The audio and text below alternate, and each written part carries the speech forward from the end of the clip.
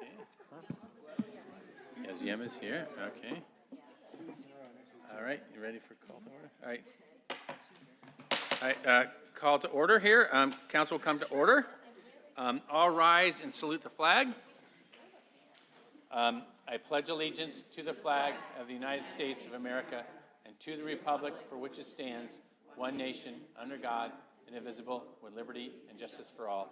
Please remain standing for a moment of silence in honor of our veterans, servicemen and women, and those who have given the ultimate sacrifice.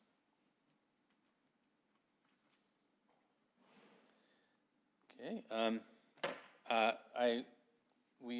Tonight we honor and acknowledge the Massachusetts, Pennacock, and Pawtucket peoples whose ancestral lands we now call home and on which we gather today.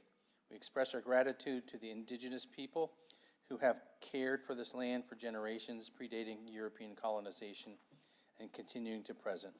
Moving forward, we are committed to ensuring that the histories, voices, and contributions of our indigenous people are recognized and respected in the life of our city.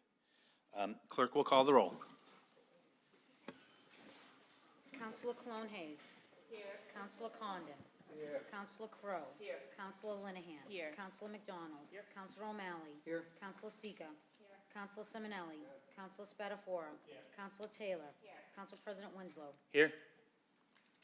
All right. So tonight we have one special guest. I think we have the mayor, did I hear, is here tonight? So I don't know if the mayor wants to put in a word or not, but thank you very much. Okay, okay, well, was the mayor going to introduce the Yem and the lead program here tonight? So I don't know if you want to come up and say hi for a minute. Come up, just say hi. But future mayor, why don't you stand up at the podium and just say hello and say your name and what your street is. Okay, there you go. I just got it on. It's blinking, you gotta turn it on. Okay, I'll turn it back on here. Here you go, you're on. Okay, so I am the mayor of Malden. My name is Gary Christensen, and I go to the Ferryway School, and I would like to say thank you for you all being here today for the special meeting, and I would like to thank you all. And I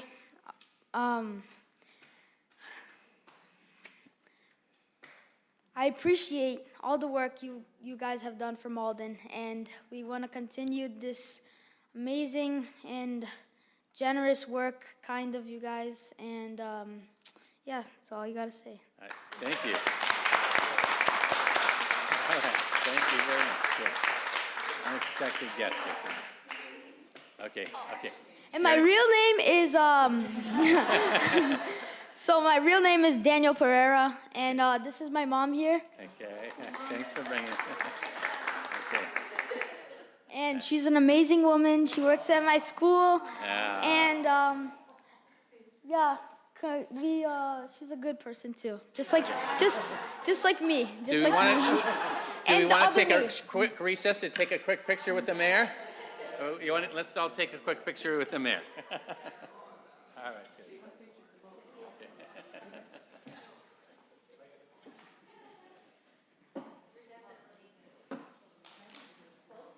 Thank you. Oh, thank you.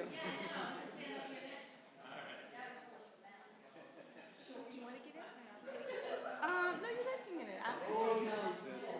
I'll take it off there. So Daniel, do one with the mask, one without it, okay? So you can show your. All right, let's wait. I have one more.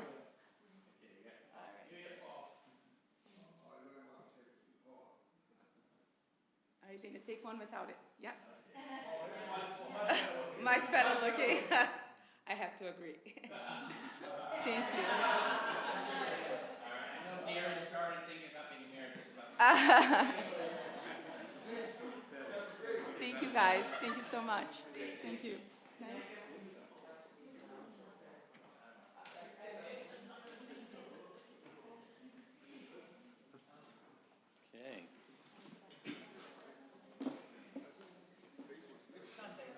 Okay. Okay, sure. Okay, let's see. All right, so now, under the provisions of the open meeting law, for those of you in attendance, please be informed that UMA, Urban Media Arts, will be recording this evening's meeting.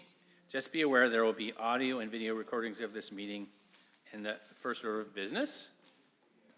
Just as it was great to see our youth come out tonight, we have City Engineer Yem Lip and Maria Louise here tonight to give the City Council an update on our efforts to assess our lead lines and remove them, which is very important to our youth going forward. So Yem and Maria, please step up. So great.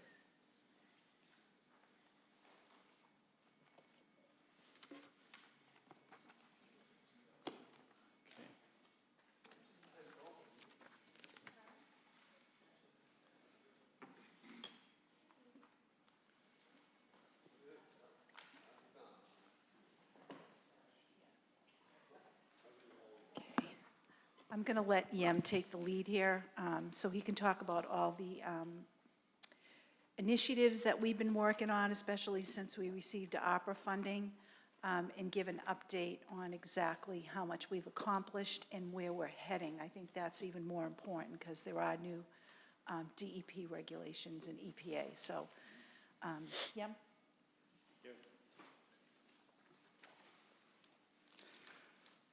Thank you for having me here, Council.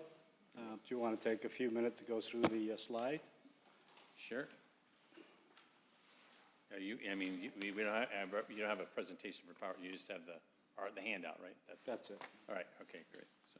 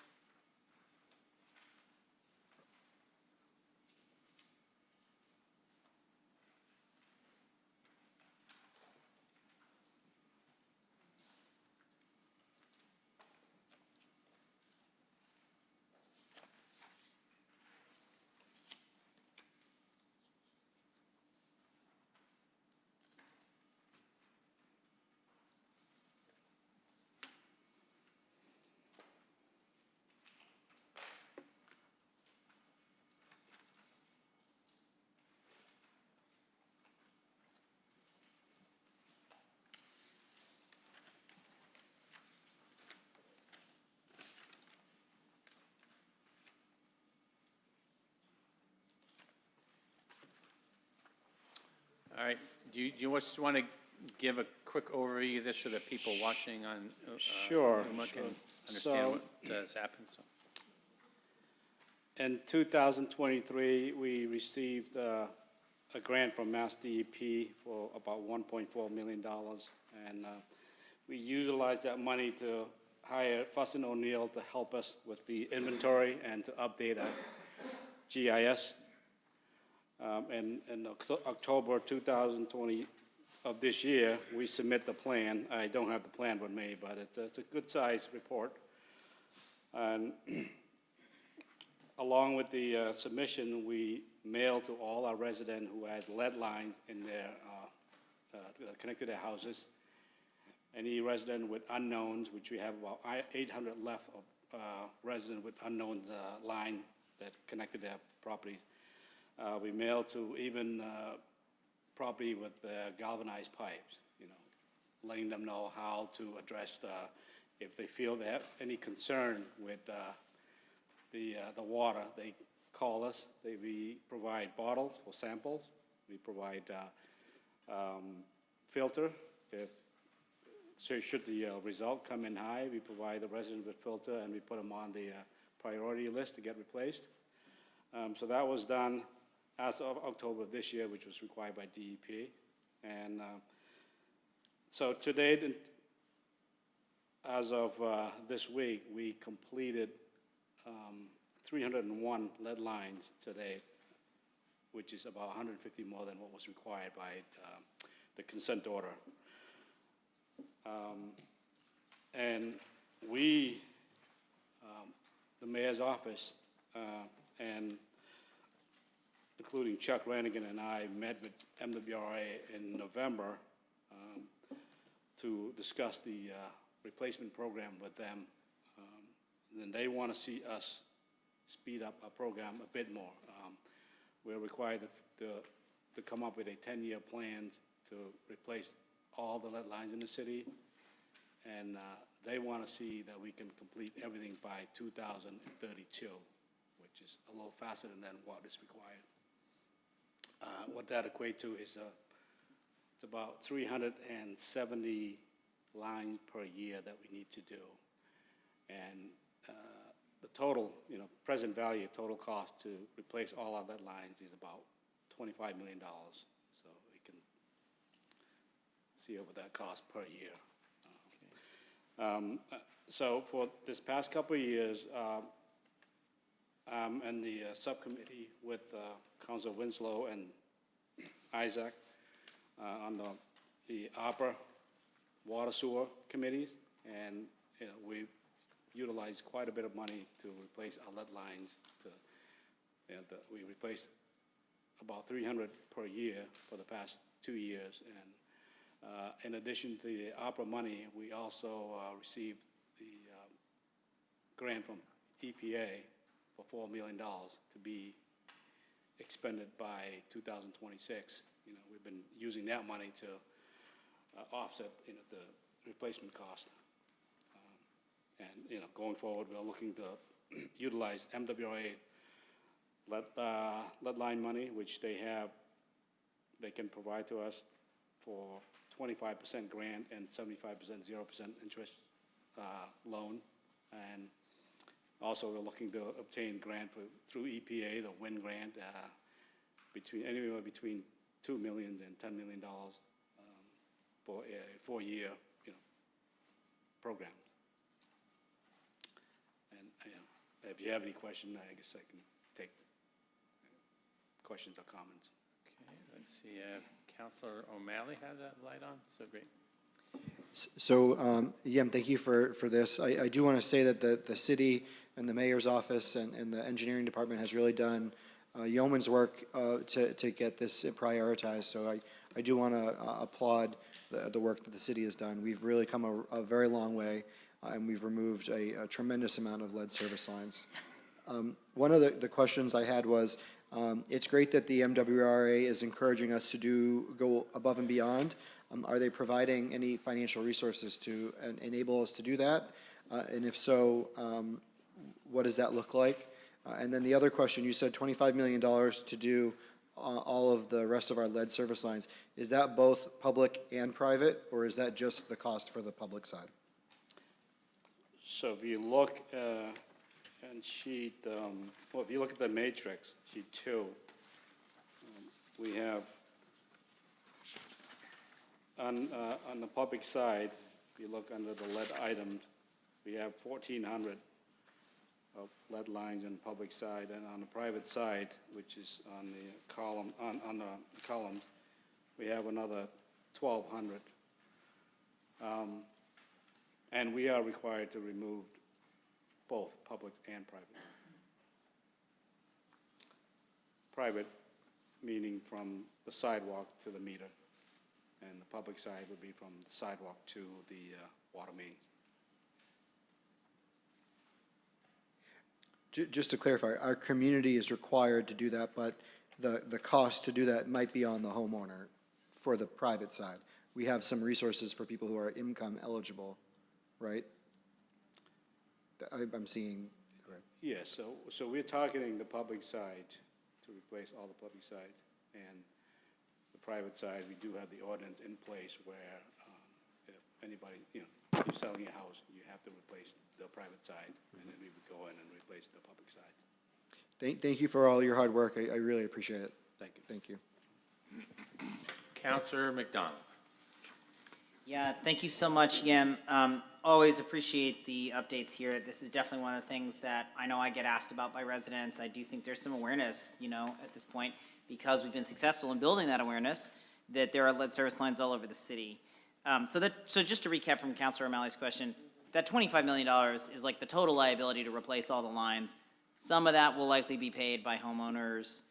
Some of that will be paid on the city of the public side, and some of it will be the city paying for the private side where we can and where it's appropriate, correct? That is correct. Okay.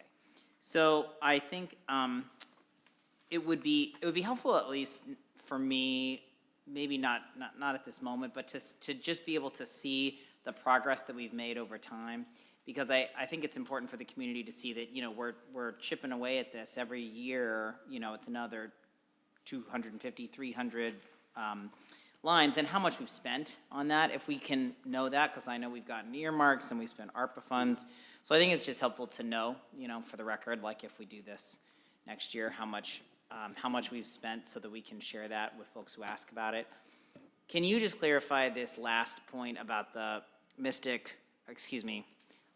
I always mix up the Mystic River Watershed Authority, which is the MRWA, and the Massachusetts Water Resources Authority, which is the NWRA.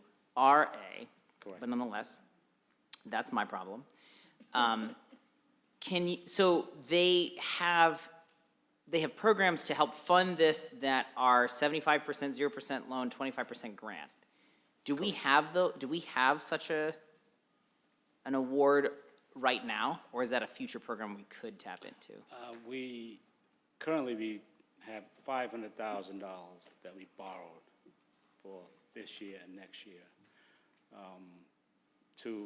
So the water main replacement project, when we replaced our water main, we replaced the service line, and MWRA kicked in the lead line portion to help us replace all the lead lines, in addition to the 0% loan for the water main.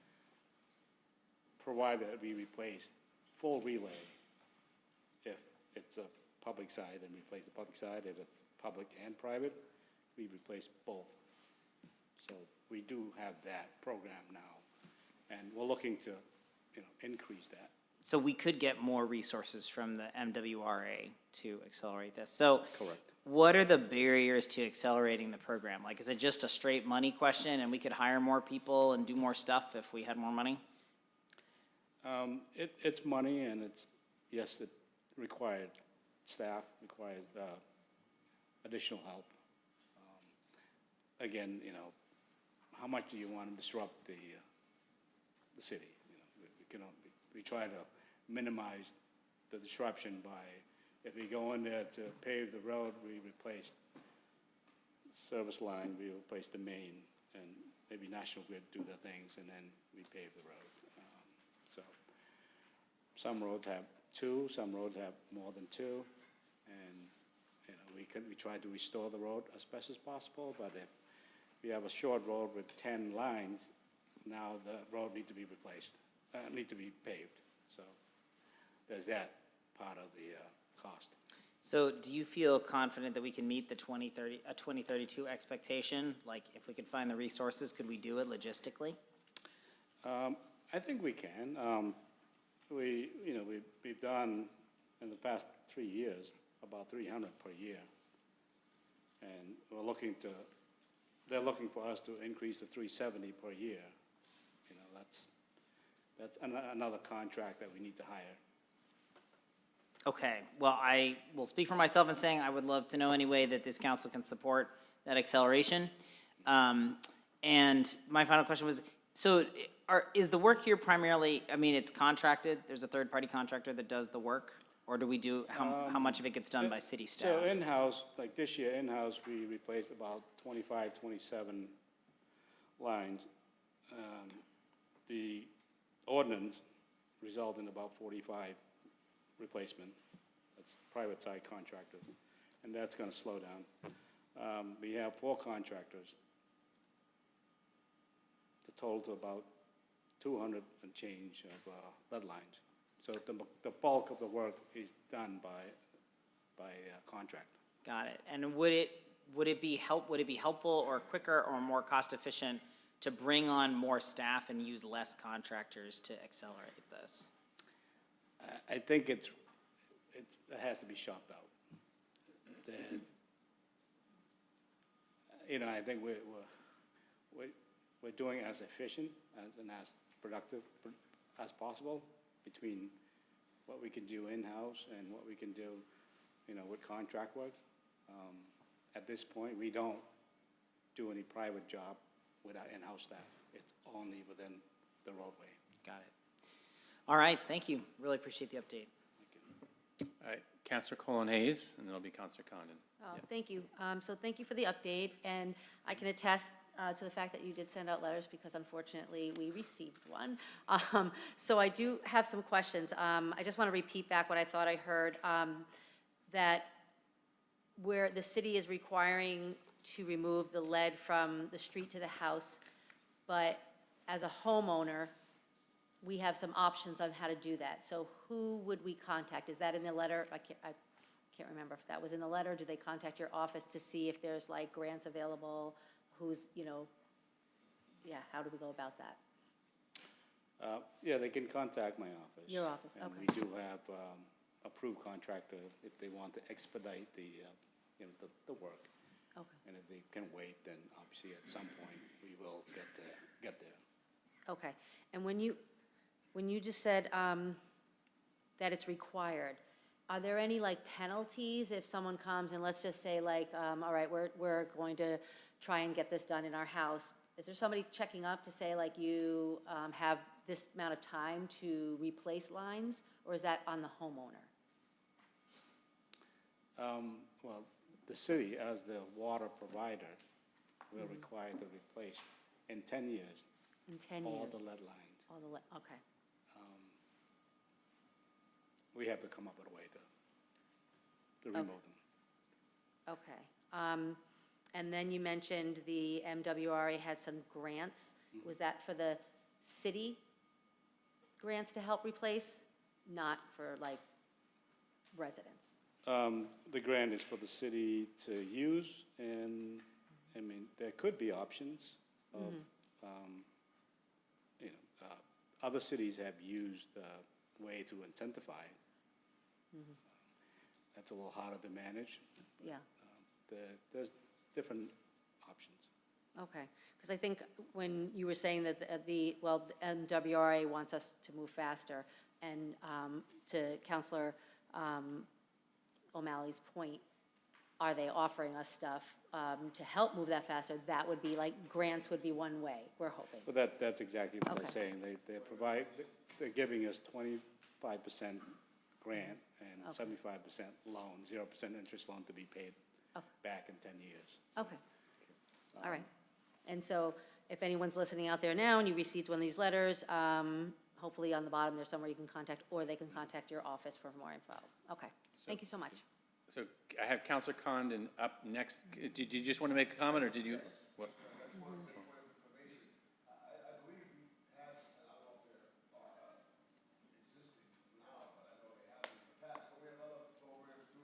Homeowner with the lead pipe coming from the main to their house, right? We have programs in place for that. I think that was one of the questions the counselor was looking to Yeah. try and get. Councilor Simonelli, that's not, the point of information is some procedural thing, so that, I think. Well, I think to I answer wanna- her question, though. Yeah, just, maybe you can answer that question then. That's all I was looking It was for. Councilor Condon was that next up, so yeah, you'll get your chance. So feel free to answer his question, then. I'm Well, gonna have I didn't know if Councilor you wanted a question answered. That's all I was asking you to right. do, Mr. President. Yeah, all right, okay, oops. We falling utilized the past 2 years, the EPA grant to address areas with high numbers of young kids and low incomes as a priority. So, yes, Cross Street, for example, Newland Street, those streets got done, both private and public. All right, Councilor Condon, yeah. Thank you, Mr. President. Yem, you've done a fine job. The last few years, you've been a busy guy, for sure. But I'd be remiss if I didn't bring up Maria Louise, who has been a driving force with meeting our numbers as far as working with the MWRA and these contractors. She's been great, and I think we're pretty much on target if we don't lose steam in the program. You know, I think we can do it by 32. We're pretty close. So congratulations to you and Maria for your efforts. Thank you very much. Counselor Crowe. Thank you, Mr. President. I know on the private side, I know there's loans for low income and some of those other ones. And I know that Council Spatafor is the one that really sort of spearheaded when someone sold a house, it had to be the lines. You might not have an answer now, but is there any other things that we could be doing to sort of, any requirements like the sale? And, you know, not that but jumping off of what we had, the conversation in ordinance today, just about AUDs and some other things. Anything else that we can do, again, it might not be an answer now, that would trigger, if you're gonna do an ADU, I keep getting the letters wrong, so, that if we did that, it would trigger that there has to be, like, the lead service lines replaced on the private side. So, you know, I mean, I'm not sure if there's anything outside of that, but like you said, you know, the sale of the houses are gonna be slowing down. And it was booming for a while and was really making an impact. So just kind of thinking about some of the other things that are going on, something else that would trigger doing that. You know, I think certainly that we can relook at the ordinance and tweak it, you know, slightly. Right. There's always. That's just start thinking. That's what I mean. Thank you. Yeah, no, Yem, thank you and your office and Maria Louise for the great work and all of staff. It's been an amazing thing. I remember, you know, back in 2017 running for office and going to the meetings then, and I think about in 2017 we were doing a little over 100. So to get up to 300, that was always like, what can we do? And it's been a team effort. It took the Councilor Spatafor's ordinance that he advanced to have it happen when people sell. You know, it's taken our DPW and water department to do that during routine maintenance and other type of things. And then it's taken this other effort as we're, you know, a couple specialized things when we're redoing roads to make sure we get all the things. So it's really been a team effort. And, you know, it's great. We almost tripled what we're doing, but, you know, we have a little bit more to go. So it's fantastic. And, you know, I know, you know, we've been working at it 7 years. It looked like it was going to be 20 years, so to almost half the time that we have left is a really big thing. So, I mean, I think it's a great thing for the city. I did have one question, just I did want to find out about. I know, like on Maplewood Street and other places, there was a lot of effort to dig up unknowns. So, did we dig up everywhere where we had an unknown? Wasn't that part of the DEP grant? So, what happened with that? Combinations. We've done door knockings. As a matter of fact, starting Thursday, there's going to be a group who will be door knockings. We've done it maybe 3 or 4 times for some properties. They're just not as responsive as we want, but majority of the unknowns have been verified through just door knockings and we complete an inspection in the basement, and for the public side, the only way to do it is by performing test pit, which is a little more invasive. So the work we've seen in the street or a sidewalk, that's really focusing on the public side unknowns. So do we feel like the public side unknowns, with this year, we really pretty much know that now? I think if you look at the matrix, so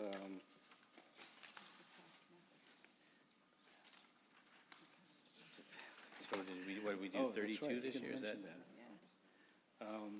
We surpassed Medford, that's. Okay. if you That's a look goal. on sheet, Maria's on sheet 3, and again, the mayor's office has been very supportive and everything, and I can't take my foot off the gas pedal without Maria saying stuff. So, but we do have about 32 unknowns in the public side left. All right. And, that would be, Pleasant Street, an area where it's just, it's left over because it's just too disruptive at this point.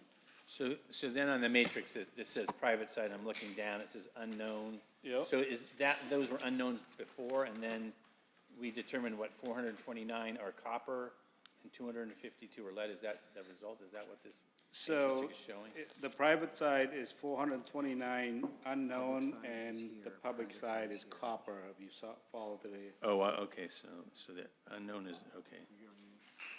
All right, there are only 20 that are unknown on both sides. okay, and then there's that means there's 252 private side that are unknown lead at this point, is that? and, yeah, that would be lead public side and unknown private side, All right. 252. So, okay, so, but then, let's see, there's lead, so we have. Well, no, well, there's lead, so on private side, is there 985 lead lines that are, I'm just trying to see, unknown, So it's lead, 979 lead on the public side, and then copper on the private side. so then there's on the copper, on the public side, there's 429 of those that are unknown in terms of lead right now, so that's what you're saying, yeah. Correct. All right, so and so those are ones we have to do the door knocking, and then the unknown lead on the public side, that was the digging that was happening this year. Okay, that just clarifies it for me, because I thought there was a little bit of both, but yeah, it's helpful. All right, anybody else then? Well, thank you so much, and this is great work, and I guess we'll just keep it up. And I do want to, as you mentioned, the team effort, I do want to recognize Congresswoman Clark and her Yes. office for their support, as well as you, Councilor Winslow, for all the assistance that you've given the engineering department in being proactive with this, so thank you. Thank you very much. Thank you. Yeah, great. All right. Next order of business, public comment is allowed under council rules. Each speaker is limited to a subject manager on tonight's agenda and must be 2 minutes. Clerk, do we have any sign-in for public comment? Well, we had one that was emailed into us tonight by Mr. Saya, but he's in, do you want to speak in person instead? He'd prefer to speak in person since All right. he's here. All right. Come up, your name and address, and you'll have 2 minutes to speak.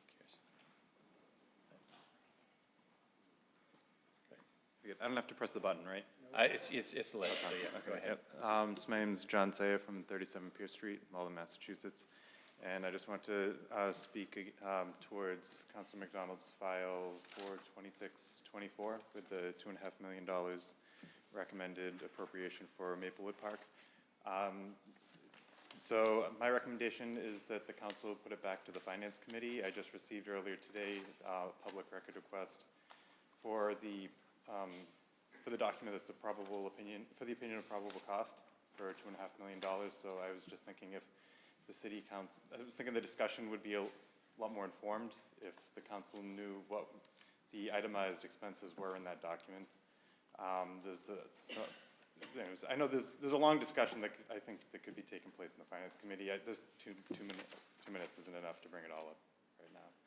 So. All right. Yeah, That's the comment. All right. Basically it, yeah. Anything else? Thank you very much. All right, so next order of business is the consent agenda. This evening consent agenda consists of meeting minutes to be approved, one appointment to be referred to Personnel Committee, one appointment to be placed on file, one appointment to be confirmed, 29 petitions to be referred to license, and one communication to be placed on file. Do any councilors have a desire to remove any of these items from the consent agenda for the purpose of further discussion? Okay, everybody got a chance then, so we have a lot of licenses that are getting referred, so it'll be busy next Tuesday for folks on license, so be sure to be on time there.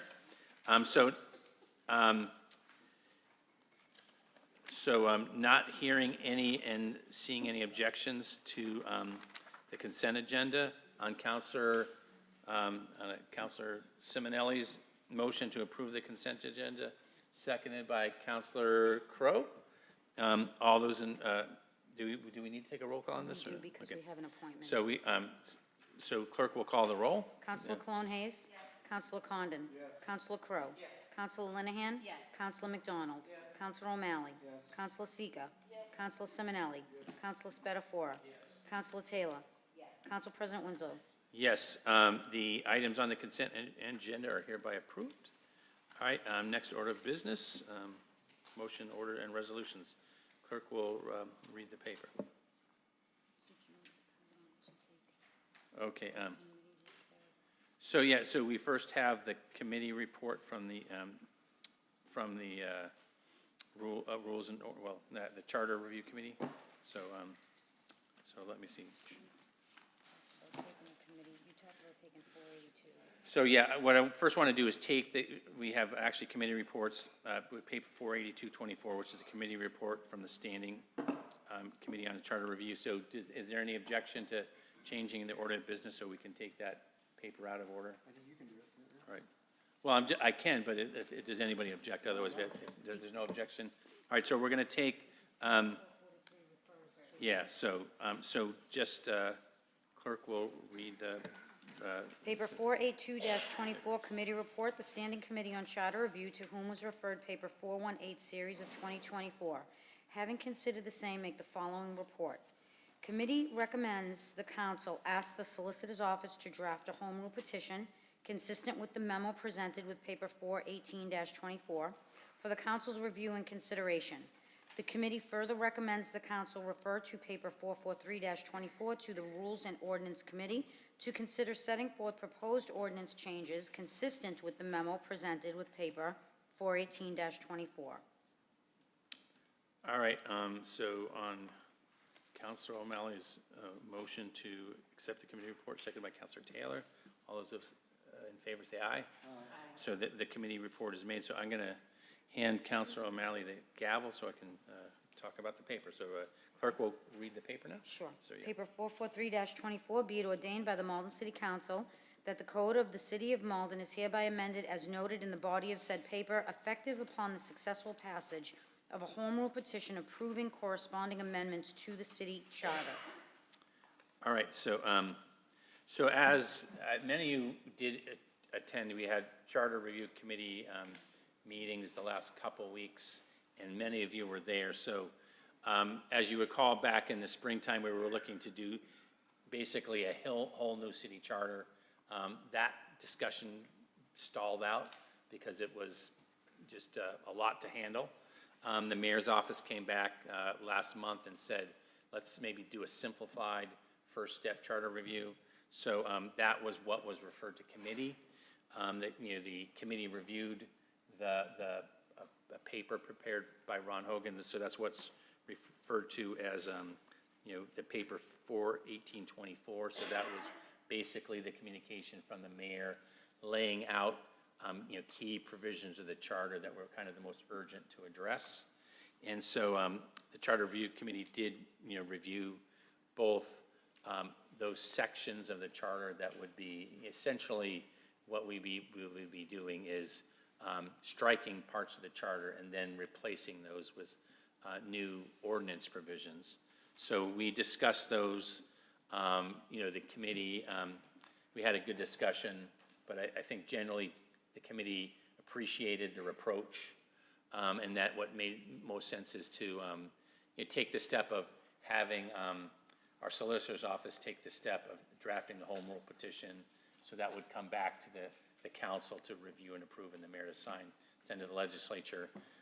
And as part of the package that came down to the mayor, there was some relatively specific ordinance language that the Charter Review Committee took a look at. They liked the approach, but really thought it was important to do some more work on that, come next year. So as the solicitor's office is working up the Home Rule Petition, the Rules and Ordinance Committee can be working through some of the more detailed discussion that we wanted. So that's basically the plan, and to try to sync up, when the council feels confident enough that we have a pretty good version of the ordinances, we'll advance the Home Rule Petition that time, and then essentially what they'll be synced up so that the Home Rule Petition for the charter, eliminating charter provisions, will only take effect when the ordinance is in place, and the ordinances will only take effect when the legislature and the governor pass the law that would enact the charter changes. So that's really the plan. So Does anybody have any more further questions about that? I know a lot of people were at committee, but basically that's the strategy going forward. So any further discussion?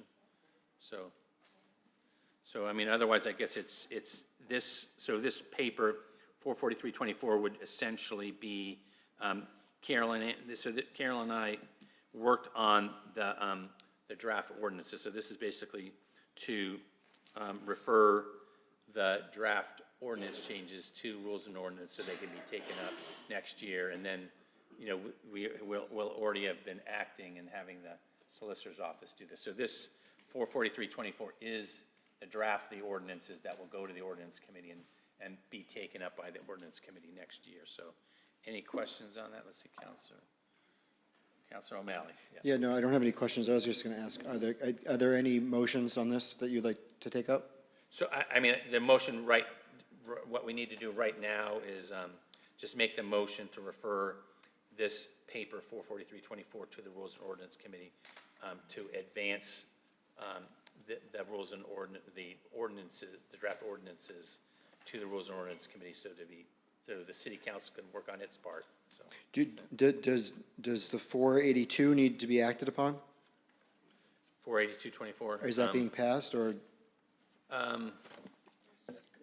Just a committee report, so we'll just, we Okay. received it, and I think then, do we have to Place on endorse file? that recommendation, or is that, I guess, so, We already received and placed on file the committee report, paper Okay. 482. right.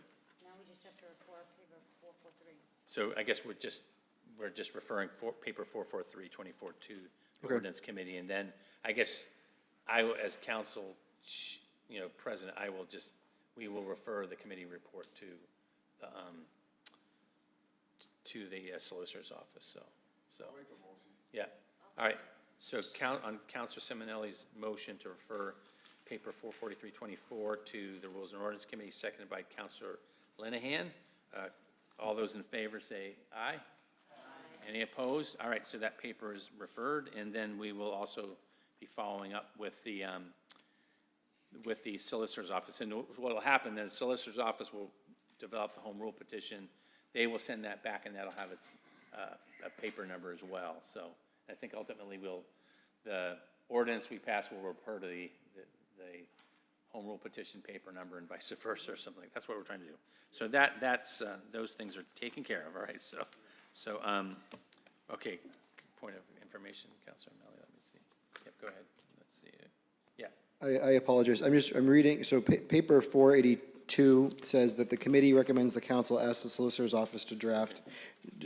Didn't you want to vote on that? Didn't you want to vote Well, favorably? let's take a vote. Why don't Yeah. you just make that motion that we, So just on make Councilor Winslow's motion to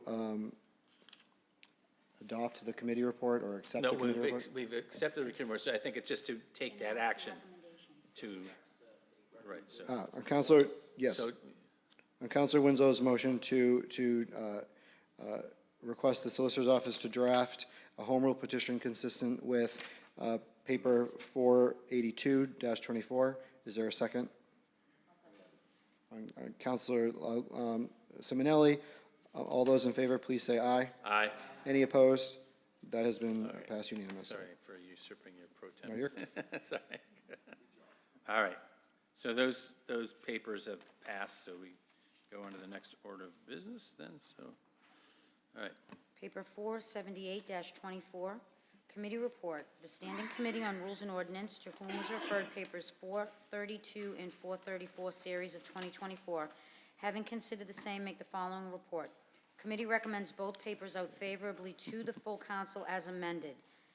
Recommended amendments to paper 432-24 are to adjust the effective date to January 1st, 2025, and to add /education after the word longevity. Recommendation amendment to paper 434-24 is to include which shall be in alignment with all applicable state laws and cannabis regulations after City of Malden in paragraph 2C of subsection D. Okay, on Councilor Linehan's motion to receive the committee report, seconded by Councilor McDonald. All those in favor say aye. Aye. Any opposed? That committee report is received. Clerk will read the paper then, so. The first paper is paper 432-24, be it ordained by the Malden City Council that the Code of the City of Malden is amended by adding Title II, Chapter 28, Section 100, union benefits applicable to non-union members. All right, Counselor Linehan for the committee. Let me call you up here.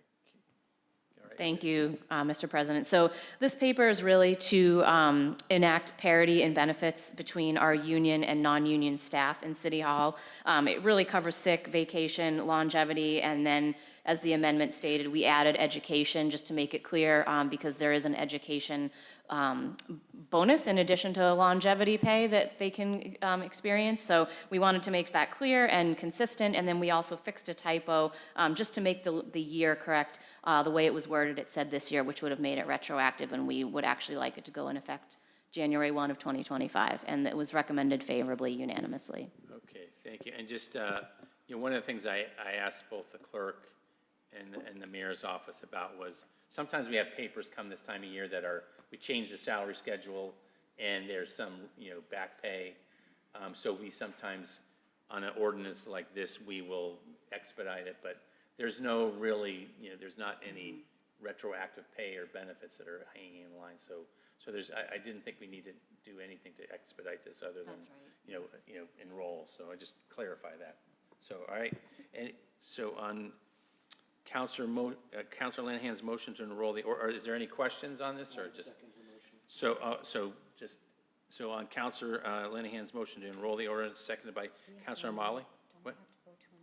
Oh, let's see, okay, so. we do have to vote. So so Councilor Linehan's motion to amend the ordinance, seconded by Councilor O'Malley. All those in favor, say aye. Aye. Any opposed? All right, so the ordinance has been amended, and now on Councilor Linehan's motion to enroll the ordinance as amended, seconded by Councilor O'Malley. All those in favor say aye. Aye. Any opposed? All right, so that ordinance is enrolled as amended, and then we can ordain it next week. So clerk will read the next paper. Paper 434-24, be it ordained by the Malden City Council that the Code of the City of Malden, 6.08.070, licensing of marijuana establishments, is hereby amended as follows. Under subsection D, strike paragraph 2C and insert in its place the following. Applicant shall enter into a host community agreement with the City of Malden. Under subsection D, striking paragraph 2D in its entirety, striking subsection E in its entirety. So, all right, thank you, clerk. Councilor Linehan for the committee. Thank you. So again, this is just pretty simple and straightforward. It's really aligning our local ordinance with a new state law that mandates how your host community agreement has to be worded. It's a template, it's simplified. You really aren't allowed to have locally specific things in there anymore, and so this just tidies that up. We did amend it to make clear that in the future we're going to reference and defer to state regulations around cannabis so that if there are changes in the future, we don't have to come back and reopen the ordinance and make that change again. So that's what the amendment is about. But again, this was recommended unanimously favorably. Okay, does anybody have any comments or questions about the paper? So on Councilor Councilor Linehan's motion to enroll the paper, seconded by Councilor Crowe. Let's see. Do we have? I'm sorry. So on Councilor Linehan's motion to amend the ordinance, seconded by Councilor Crowe. All those in favor say aye. Aye. Any opposed? All right. So the ordinance is amended. So then on Councilor Linehan's motion to enroll the ordinance as amended, seconded by Councilor Crowe. All those in favor say aye. Aye. Any opposed? All right. The ordinance is enrolled as amended, and we can ordain that next week. So next order of business. So. Paper 479-24, committee report. The Standing Committee on Finance, to whom was referred papers 426, 428, 429, and 430, series of 2024, make the following report. Committee recommends these papers out favorably to the full council. All right, on Councilor McDonald's motion to receive the committee report, seconded by Councilor Condon. All those in favor say aye. Aye. Any opposed? The committee report is received. Clerk will read the first paper. Paper 426-24, order that the sum of $2,500,000 is appropriated from the available general free cash for the Maplewood Park turf rehabilitation. Great. So Councilor McDonald for the committee. Thank you, Council President. So we took this set of 6 papers in sequence in our Finance Committee meeting last week and had some great conversation about each of these. The overview of the purpose for each of these is contained in this document that's linked in the agenda, the Free Cash Appropriation Memorandum dated November 26. As a side note, I think it's important for the general public to know that free cash is not free. It is, in fact, our cash reserves. That's just a state term, so, don't get too excited about that. But that is our full cash reserves to make sure that we we have liquidity and that we're able to cover all of our liabilities. So I'll also just clarify, as I often do, that these papers are not in fact my papers. They are from the mayor. Under state law, only the chief executive can propose spending in a municipality, so I carry them through the process under the name of the chair of the Finance Committee, but they are not mine. But I do support them, as did the Finance Committee in each of these. So I'm happy to, would you like me to talk through these together or individually and vote on them individually, Council President? I think we have to vote individually, so why don't you talk individually? Yes, yeah. Okay, great. So we'll start with this one, 42624, that the clerk just read. $2.5 million available for the Maplewood Park turf rehabilitation. And I know John spoke to this in the public comment. I think we did have a good discussion in committee. We reviewed the planning.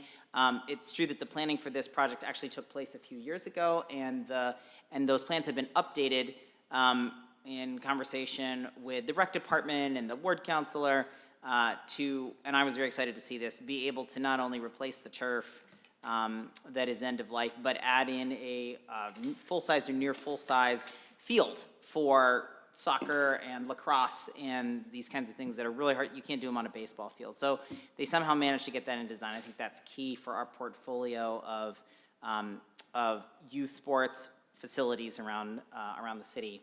A key piece that showed up in this discussion also was, folks may know that one of the primary users of this park is Malden Catholic. Malden Catholic is adjacent to the Maplewood Park. And 2 things about that. One is that under one of our updated ordinances, any large-scale user of a park like this has to have a special permit that comes to the council for approval. So once this project is done, if Malden Catholic would like to continue to use that park, they will have to negotiate a special agreement about this that would come back to the council for approval. And 2, that there have been good and collegial conversations between the city and Malden Catholic about the potential there and what that would require and how Malden Catholic would would make good on the amount of usage in terms of other benefits to the community or paying for certain types of usage. We don't have any details, but just wanted folks to know that those conversations are happening and will continue to happen, and we've had good rapport with Malden Catholic, or so was reported in committee. So I will just, if I may, just as an overview of all of these papers, there was we asked, well, why do we need to do these now, rather than say waiting until the budget process when we might know how much cash reserves we may need for the fiscal year 26 budget? And the answer, which I think is really smart, is that this is a lot about the timing of construction bids. And that now that we have certified our cash reserves from the previous year, now is the time to go out before the construction season really starts and make sure we can lock down the contractors needed for these various projects. And so while I understand the desire for more conversation, I think Maplewood in particular is one of our most urgent park projects. The facility's condition is so poor that we think it's liable to cause injury to the players on it.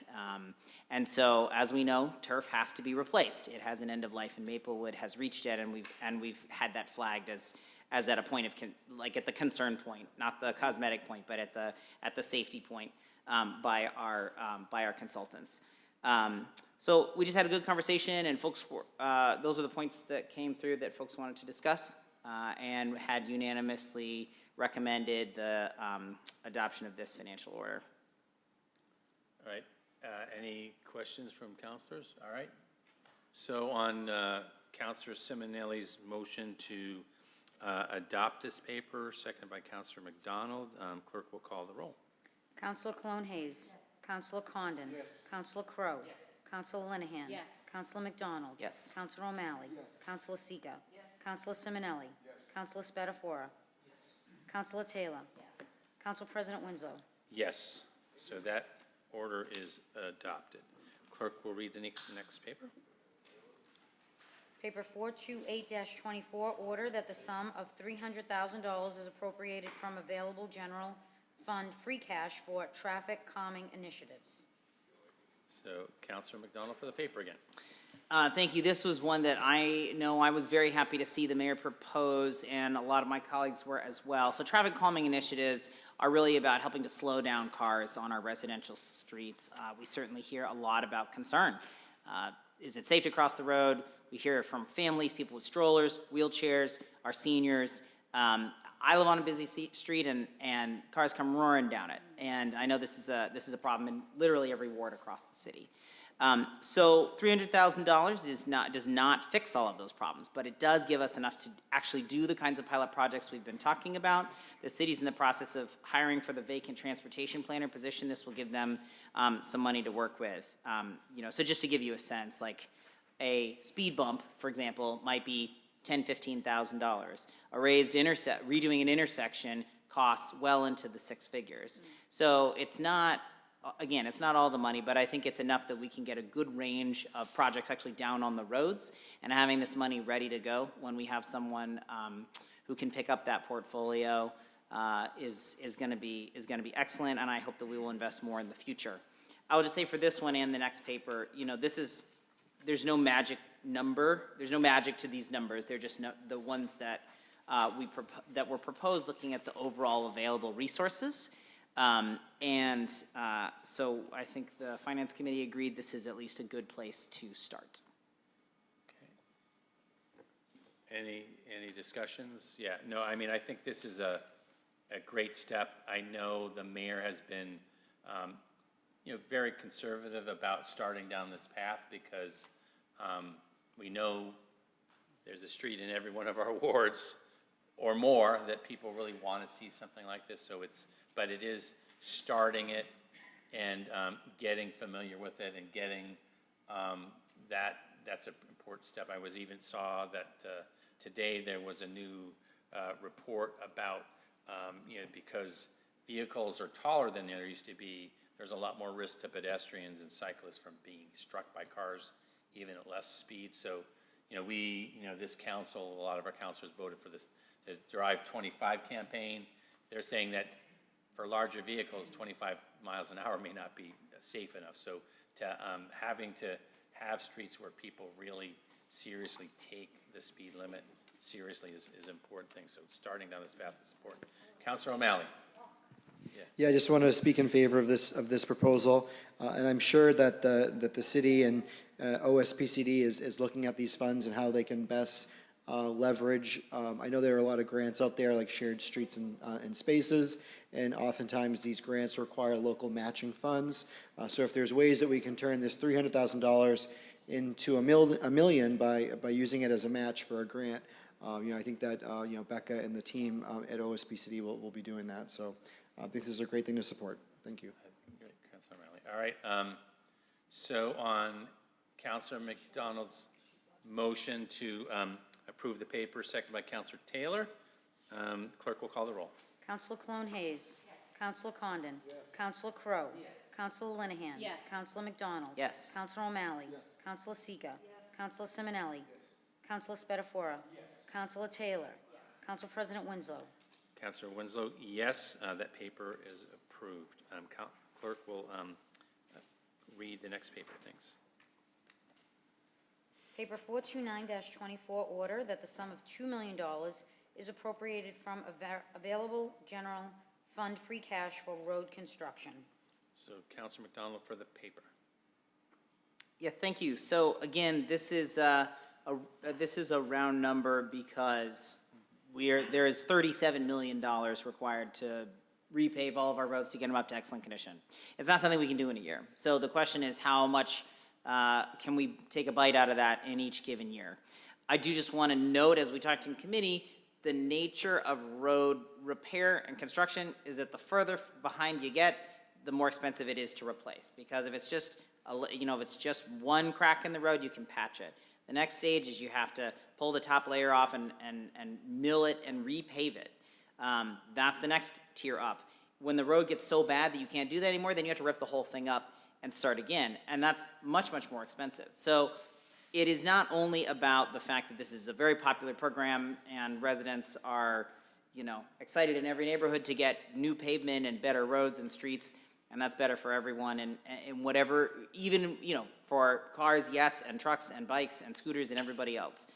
But the further behind we get, the more expensive it is to catch up. So I think it's important that we do what we can. We've already been improving the average quality of the streets. We did a citywide pavement condition assessment, which is where that $37 million came from, I think about 2 years ago, with our city engineer's office. And so since then, we've dedicated, I think, about $7 million in additional funds to road paving. So this is in about that pace, about $2 to $3 million a year.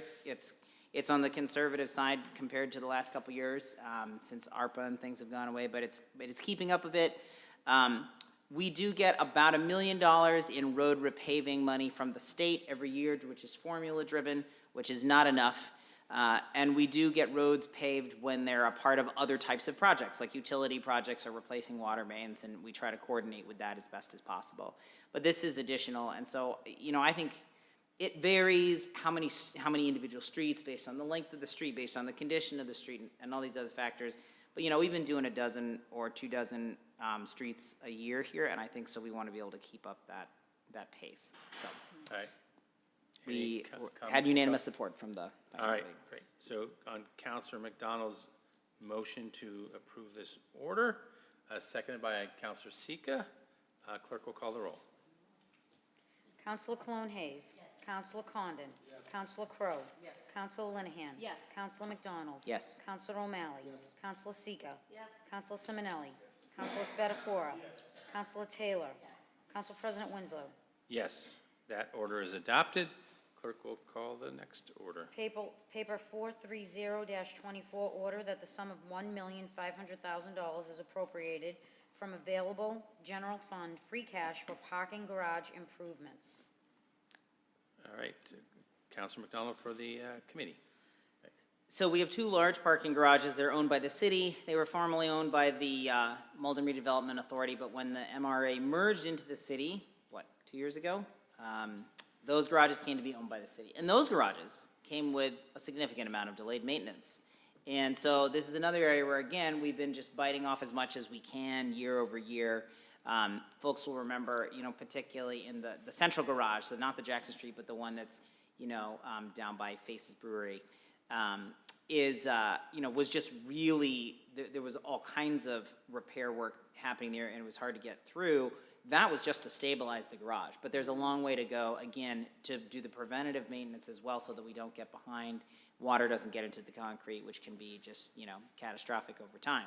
The garages are stable, but we got a long way to go with these, and we had a good discussion about the longer-term investment of having these parking garages in downtown Malden. It's been a tough time with the, folks not coming back to the office post-COVID. Fewer people are commuting downtown. We lost a major tenant with when the Department of Elementary and Secondary Education left, and they had been using a lot of parking spots. But we think there's a lot of opportunity with future development, and so it's an important time to make headway at this.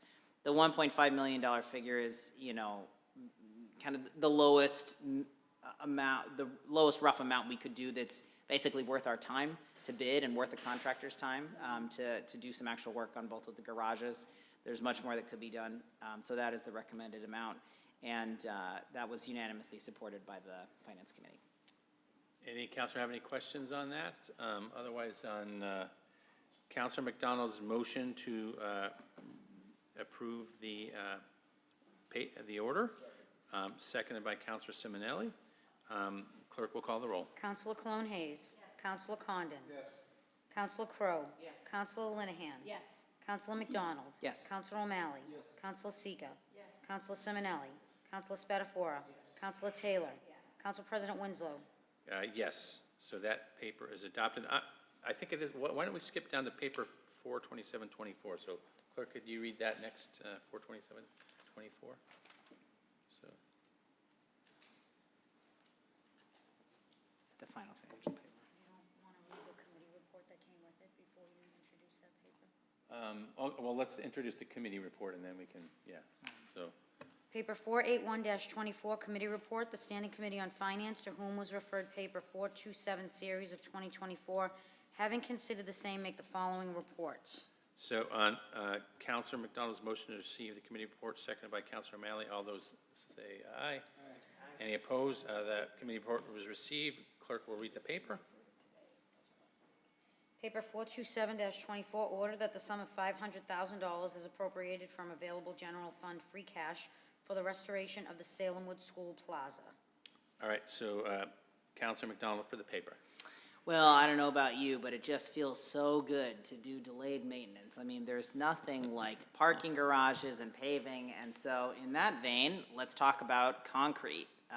The Salemwood School Plaza, folks may know the Salemwood School is built on a hill, and the entire lot is kind of old construction infill, right? So this portion of the building plaza that backs up onto the kind of the kindergarten wing, it's kind of right by the parking lot and the path there, has sunk over the 20 years of the school being there, and you can look at it, and it's about that far off the exit of the door, and so it's it's a major hazard. It's a trip hazard. Kids are running through there, and probably biting it on their faces. My kids certainly also almost took a spill on that exact spot. So this is a priority for the school. It's a priority for the city, and we took a little bit more time with this one because we wanted to review the engineering report that looked at the other options for how to repair this. This is by far the cheapest option. The risks involved have to do with the original nature of this problem. The ground had settled underneath because of the unique nature of the site, and so that's why the concrete pad was sinking. So this $500,000 will replace the pad with a bigger, more stable pad. It'll re-pour it. There are other ways to put in supports and other kinds of things that are much more expensive. They may have a longer lifespan, but would, with the amount of money it costs to re-pour the concrete, if it's got twice as much life on this for the project that costs 3 times as much, it's not really worth it, right? So this is, we agreed the best route forward. This doesn't impact the park at all, any Roosevelt Park plans. This is just the Salemwood Plaza attached to the school. And we were all in unanimous support of this paper. All right, any questions from the counselors? So on Counselor McDonald's motion to adopt the order, seconded by Counselor Taylor, clerk will call the roll.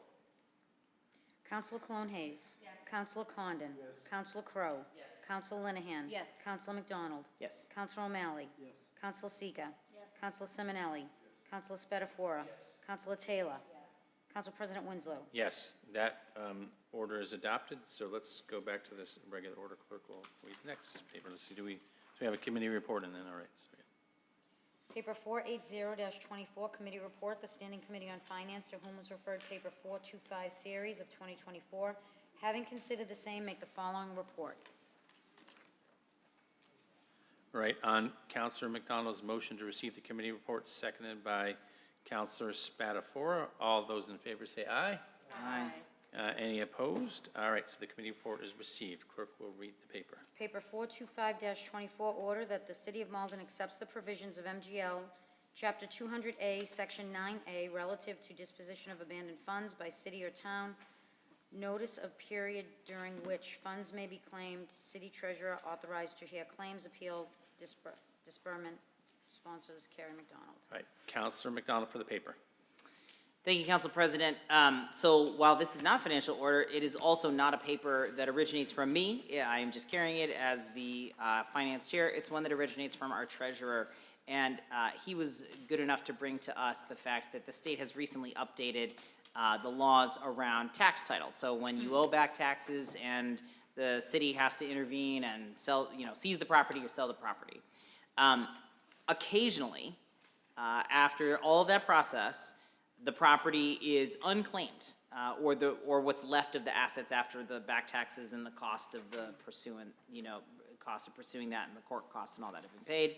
occasionally there's money left over, sometimes a lot of money. And if that is not claimed, then you have to go through another process that the city has to run, working with the court, to try to get those funds to who should be their rightly owner. In the event that that does not happen, under this updated system, under an updated law from the state, that reverts to the state, the value of those assets. The state had changed this process for a bunch of other reasons to make it fair and transparent for property owners, but this is in there. They created the option for cities and towns to say that if we get all the way through that process and no one has claimed the funds, that we should keep the money rather than the state. We who have had custody of this whole process. So while this has never happened in recent memory in Malden, if it were to happen, we think we would do better to keep the money. So all this does is opt us into that state law, and we were unanimously very supportive of this. I think Councilor Condon called it a no-brainer. Okay. All right, any discussion on this no-brainer? All right, so on Councilor McDonald's motion to adopt the order, seconded by Councilor O'Malley. Clerk, will all those in favor say aye? Aye. Any opposed? That order is adopted. So let's see, and then that is, the docket is clear. There's no effort to take any of the tabled motions, table papers up. So thank you all. Would anyone like personal privilege? All right, nobody's jumping in, right? Let's see, Councilor Colin Hayes jumped in first, and then Councilor Taylor. I was going to get my second one ready, Okay. but I'll start with this one. So I just wanted to let everybody know that a team, a group of us have started working on the planning of the Martin Luther King Day event for 2025. It's once again going to be at the Emmanuel Baptist Church. It will be held on Saturday, January 18th, and we have the keynote speaker, Dr. Deborah Jackson. So we're really excited, and just wanted everybody to save the date. More information will come. And then also, we are already planning Juneteenth, which is until June 19th, but we're going to have our annual bingo, music bingo, to help cover some of the costs for that, and that is going to be at the Irish American on February 27th. It's a really, really fun event, and it helps us, cover some of the costs for Juneteenth. So we'll be blasting that out, and hopefully I'll see you there. Thanks. All right, let's see, Councilor Taylor. Thank you. So just two very quick things. This weekend's a pretty big weekend. On Friday, Saturday, I have my dates wrong, 10 to 4 at the Senior Center, Teen Center will be the Girl Gang Craft Show from 10 to 4. So come finish your holiday shopping and check it out. There will be a DJ. It's a different type of craft event, and I think it'll be a lot of fun. And then on Sunday, if you are able to, Santa will be at Pine Banks for the 75th anniversary of him coming to Pine Banks. And you can take photos, there'll be crafts, it looks like it'll be a great event. Former Councilor Murphy is sponsoring it. I hope to see, I know my kids are going, I have a prior engagement, so I won't be able to make it, but my family will be there, and I hope to see everybody's photos when Pine Banks posts them online from 2 to 5:30. Yep. Awesome. Okay. So. Okay. All right, any other councilors? So just a few things. For next week, a few things. We will be electing the council president for next term, so just to let everybody, that'll be on the agenda next week. And we'll also have the calendar for next week, so our clerk will be sending that out along with the agenda, so just take a note. So if you have any comments or concerns, take a look at that. This Thursday is the mayor's holiday lunch up at the conference room. So if you happen to be in the office, at noonish, just drop in and say hi to staff. And it's a great way to say thanks to people. And I appreciate the mayor having that. And then just to be, just to let everybody heads up for next year, So I've been working on a new display outside of our city council chambers and outside the mayor's office to kind of celebrate our city and town halls over the years. I thought maybe we'd do that next week, but I've decided that we're gonna do it at 6:30 on January 7th, which is before our next meeting. So that'll be something just up outside our council office, so I'll make sure people get notified of that, but just, you know, since we will not have any committee meetings as it having the first meeting of the year, I just figured we'll have a little bit of a, you know, unveiling of that artwork, and then, you know, just celebrate that way. So just letting people know that, and otherwise, you know, people have a enjoyable week leading up to the holidays, and I don't see any other lights, so I will entertain a motion. So motion to adjourn by Councilor O'Malley, seconded by Councilor Spatafora. All those in favor say aye. Any opposed? All right, we are adjourned. Great. All right. Not too bad. Lisa said 8:30, I said 9. We ended up 8:45.